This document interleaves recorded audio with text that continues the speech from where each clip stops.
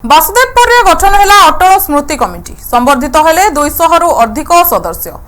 भारतर पूर्वतन प्रधानमंत्री स्वर्गत अटल बिहारी वाजपेयी स्मृति उद्देश्य बासुदेवपुर गठन होईछि अटल स्मृति समिति। ଏହି ଅବସରରେ ଡାକ୍ତର ଉମାକାନ୍ତ ଖୁଣ୍ଟିଆଙ୍କ ଆବାହନରେ ଏକ ସମ୍ବର୍ଦ୍ଧନା ସଭା କାର୍ଯ୍ୟକ୍ରମ ଅନୁଷ୍ଠିତ ହୋଇଥିଲା। ସ୍ଥାନୀୟ ହନୁମାନ ବାଟିକାଠାରେ ଉକ୍ତ ସମ୍ବର୍ଦ୍ଧନା ସଭା ଆୟୋଜିତ ହୋଇଥିଲା। ମଧୁସୂଦନ ପାଢ଼ୀଙ୍କ ସଂଯୋଜନାରେ ବିଭିନ୍ନ ପଞ୍ଚାୟତ ଓ ପୌର ପରିଷଦର ବିଭିନ୍ନ ୱାର୍ଡରୁ ଆସିଥିବା 200 ରୁ ଊର୍ଦ୍ଧ୍ୱ ସଦସ୍ୟମାନଙ୍କୁ ଏଥିରେ ସମ୍ବର୍ଦ୍ଧିତ କରାଯାଇଛି। प्रदीप कुमार महांती बासुदेवपुर आज आम समस्ते बासुदेवपुर पूर्वतन कार्यकर्ता सब एकत्रित होइचु जे हमर आदर्श भारत रत्न अटल बिहारी वाजपेयी जी 100तम जयंती अवसर में सब एकत्रित होइचु एवं वरिष्ठ कार्यकर्ता पुरातन कार्यकर्ता मानक संबर्धना करा जाउची।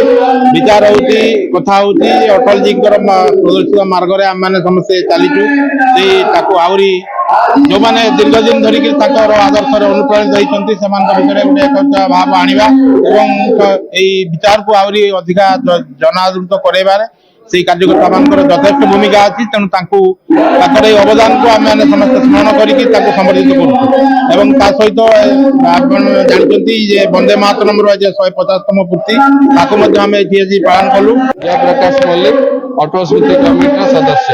भारत रत्न पूर्वतन प्रधानमंत्री अटल बिहारी वाजपेयी जन्म शतवार्षिक उपलक्षे बासुदेवपुर निर्वाचन मंडली तरफ भारतीय जनता पार्टी सर्व पुरातन कार्यकर्ता और अटल प्रेमी भाई मानू आज आम संबर्धना दि जाऊला।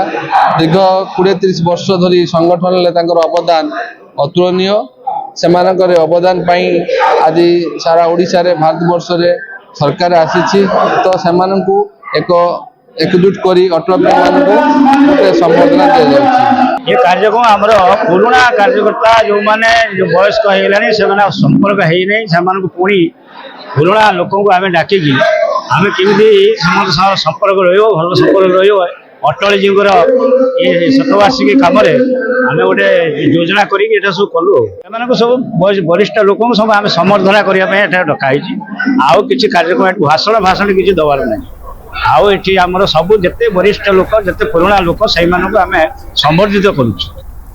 शेषरे जयप्रकाश मल्लिक धन्यवाद अर्पण करथिले। अन्य मानक मध्यरे गदाधर पलाई, भगवान महांती, प्रदीप महांती, संतोष महांती प्रमुख उपस्थित रही कार्यटिको संपूर्ण करथिले। भद्रकरू आनंद प्रसाद राउत को रिपोर्ट एनटीवी।